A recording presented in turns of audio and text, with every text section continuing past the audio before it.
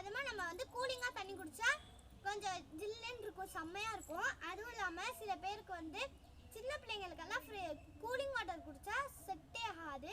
நம்ம பானையில் தண்ணி குடித்தோம்னா உடம்புக்கும் கொஞ்சம் நல்லது. இப்போ வந்து நான் என்ன பண்ணியிருக்கேன்னா, இப்போ நான் ஒரு பவுலில் ஆற்று மண்ணை எடுத்துக்கிட்டேன். ஆற்று மண்ணை போட்டு அதுக்கப்புறமா கொஞ்சமாக நல்லா வெந்தயம் எடுத்து போட்டுக்கோங்க. வெந்தயத்தை போட்டுட்டு அதுக்கப்புறம் கடுகு போட்டுக்கோங்க.